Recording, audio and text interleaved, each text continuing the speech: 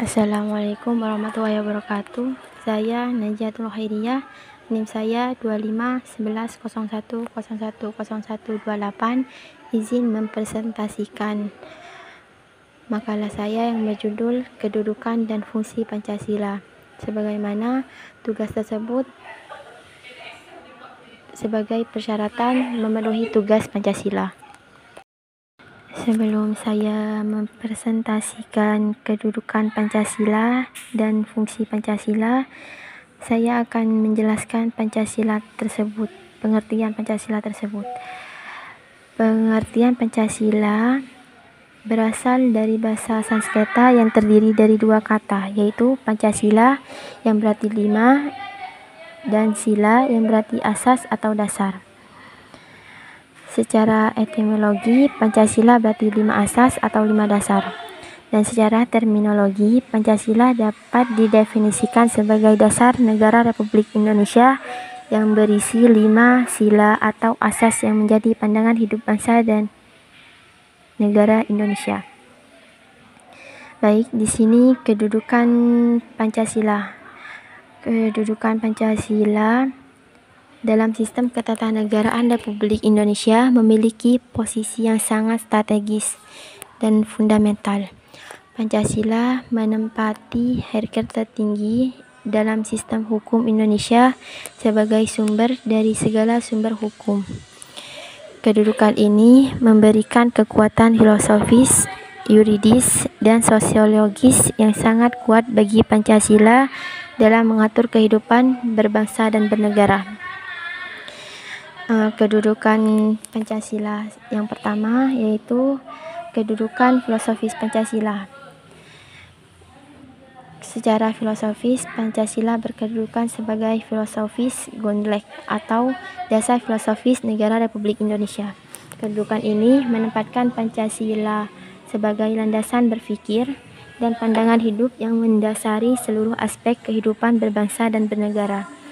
Sebagai dasar filosofis, Pancasila mengandung nilai-nilai fundamental yang menjadi rujukan dalam pengambilan keputusan dan perumusan kebijakan negara.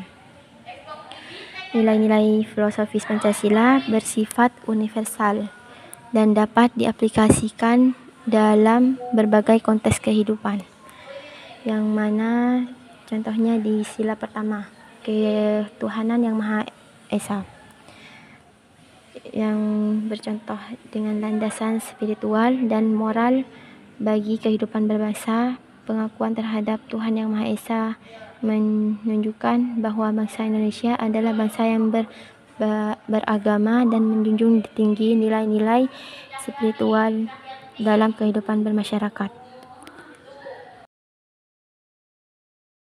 Yang kedua, kedudukan yuridis Pancasila. Kedudukan yuridis Pancasila dapat dilihat dari posisinya dalam hierarki peraturan perundang-undangan Indonesia.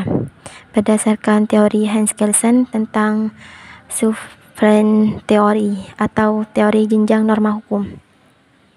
Seperti norma hukum memiliki validitas dari norma hukum yang lebih tinggi lagi, sehingga sampai pada norma hukum yang lebih tinggi itu bisa disebut dengan Grundnorm atau norma dasar. Dalam konteks Indonesia, Pancasila kedudukan sebagai Grundnorm atau norma dasar yang menjadi sumber validitas bagi semua peraturan perundang-undangan yang di bawahnya. Hierarki peraturan perundang-undangan di Indonesia berdasarkan Undang-Undang Nomor 12 Tahun 2011 tentang pembentukan peraturan perundang-undangan. Dan sebagai berikut. Yang pertama itu Undang-Undang Dasar Negara Republik Indonesia tahun 1945. Yang kedua, ketetapan Majelis Permusyawaratan Rakyat. Yang ketiga, undang-undang atau peraturan pemerintah pengganti undang-undang. Yang keempat itu peraturan pemerintah.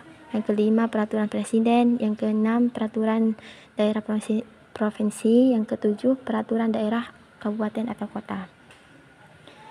Meskipun Pancasila tidak secara eksplisit disebut juga hierarki tersebut, kedudukannya berada di atas UUD 1945 karena sumber hukum dasar nasional. UUD 1945 juga memperoleh validitasnya dari Pancasila. Demikian pula dengan peraturan undang-undang lainnya yang harus bersumber dan tidak boleh bertentangan dengan Pancasila. Hal ini menjadikan Pancasila memiliki kekuatan hukum yang sangat kuat dan tidak dapat diubah. Yang ketiga, kedudukan sosiologis Pancasila. Kedudukan sosiologis Pancasila berkaitan dengan posisi Pancasila dalam kehidupan masyarakat Indonesia. Secara sosiologis, Pancasila merupakan kristalisasi dari nilai-nilai luhur yang telah hidup dan berkembang dalam masyarakat Indonesia sejak zaman dahulu. Nilai-nilai Pancasila tidak asing bagi masyarakat Indonesia tentunya, karena sudah menjadi bagian dari budaya dan kehidupan sehari-harinya. Seperti contohnya di sila pertama, yaitu ketuhanan yang Maha Esa, mencerminkan sifat religius masyarakat Indonesia yang telah mengakui adanya Tuhan sejak zaman nenek moyang dulu. Tradisi keagamaan yang kuat dalam masyarakat Indonesia. Dan juga contohnya di sila kedua, sila kemanusiaan yang adil dan beradab, mencerminkan nilai-nilai kemanusiaan yang menjunjung tinggi dalam budaya Indonesia. Tradisi saling tolong-menolong, gotong royong, dan kepedulian sosial menunjukkan penghargaan terhadap nilai kemanusiaan. Dan kedudukan yang keempat yaitu kedudukan Pancasila dalam konteks global. Dalam konteks global, Pancasila memiliki kedudukan sebagai ideologi yang unik dan khas Indonesia. Pancasila berbeda dengan ideologi besar dunia seperti liberalisme, sosialisme, atau komunisme. Pancasila merupakan sintesis dari berbagai nilai dan tidak mengambil sikap ekstrim terhadap salah satu ideologi tersebut. Kedudukan Pancasila dalam konteks global juga tercermin dalam prinsip politik di luar negeri Indonesia yang bebas aktif. Pancasila juga memiliki relevansi global dalam menghadapi berbagai tantangan kemanusiaan kontemporer. Nilai-nilai Pancasila seperti toleransi, keadilan, dan perdamaian dapat menjadi kontribusi Indonesia dalam mencari solusi terhadap berbagai konflik dan masalah global. Selanjutnya, fungsi Pancasila. Fungsi Pancasila yang sangat vital bagi kehidupan berbangsa dan bernegara di Indonesia. Fungsi-fungsi tersebut saling berkaitan dan membentuk satu kesatuan yang utuh dalam mengatur kehidupan masyarakat Indonesia. Fungsi yang pertama yaitu Pancasila negara. Fungsi utama Pancasila adalah sebagai dasar negara Republik Indonesia. Sebagai dasar negara, Pancasila menjadi landasan negara. Pancasila menjadi landasan fundamental dalam pembentukan dan penyelenggaraan negara Indonesia. Semua aspek ketatanegaraan, mulai dari struktur pemerintah, sistem hukum, hingga kebijakan publik, harus berpedoman pada nilai-nilai yang terkandung dalam Pancasila.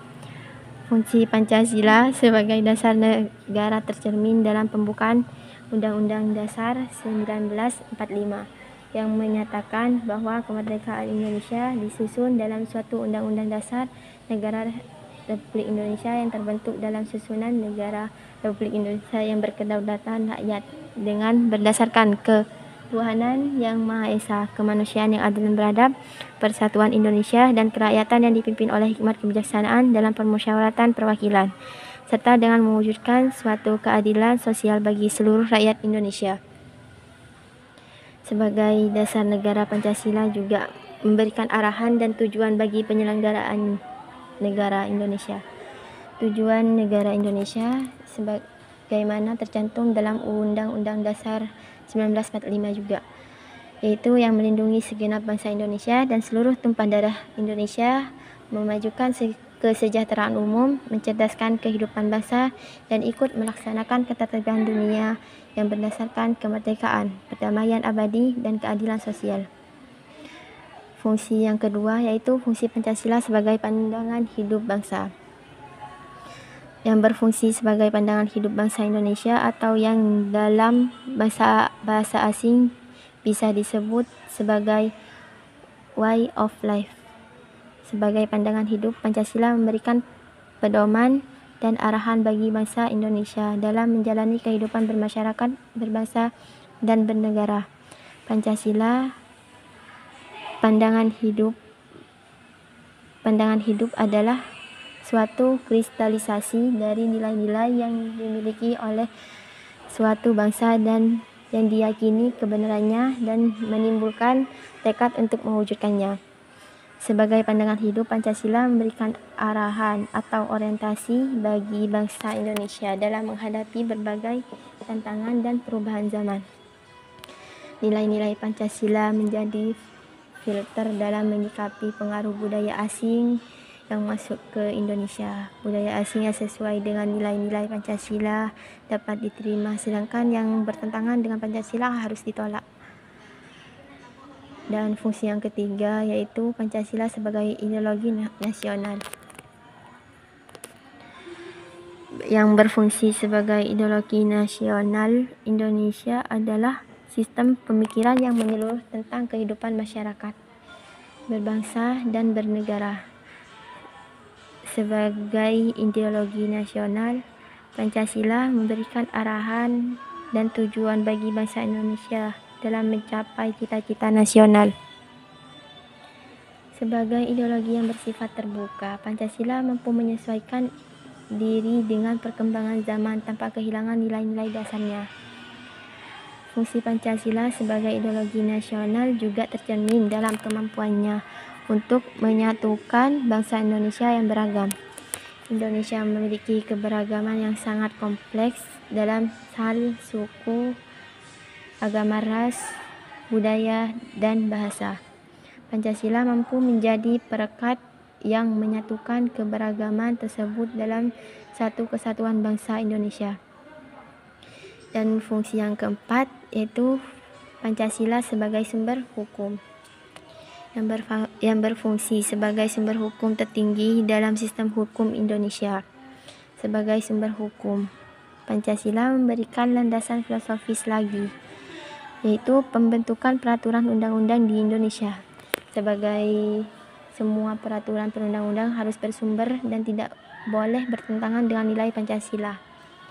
Yang berfungsi juga Pancasila sebagai sumber hukum tercermin dalam prinsip-prinsip dasar yang harus ada dalam setiap peraturan perundang-undangan.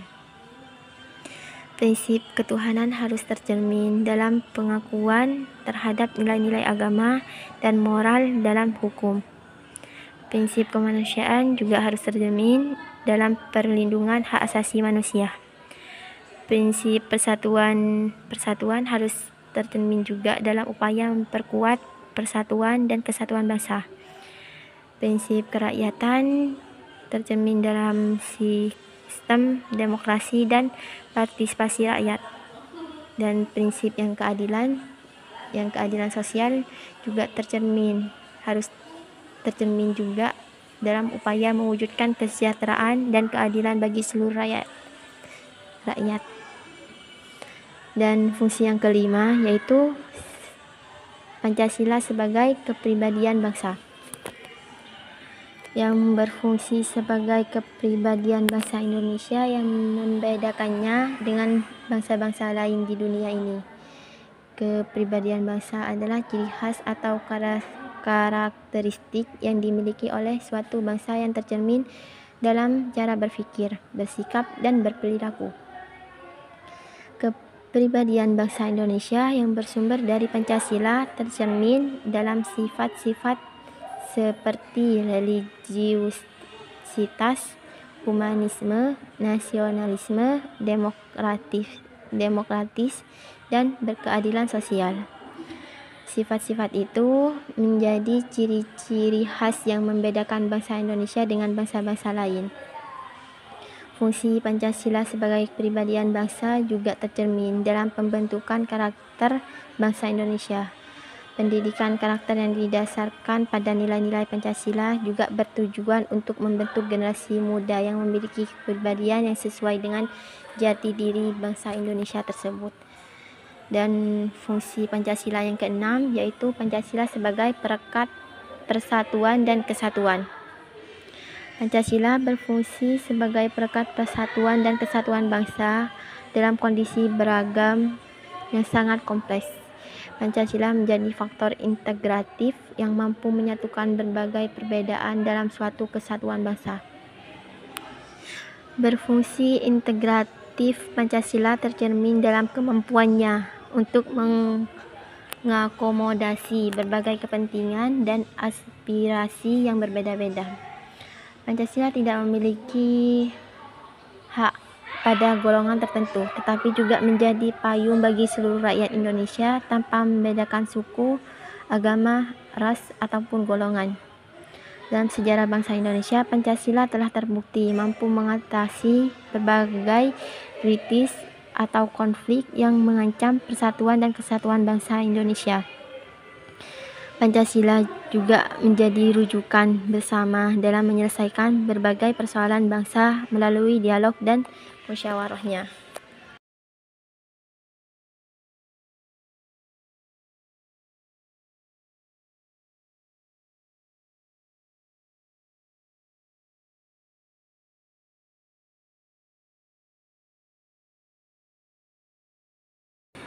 Sekian presentasi saya, kurang lebihnya saya minta maaf. Assalamualaikum warahmatullahi wabarakatuh.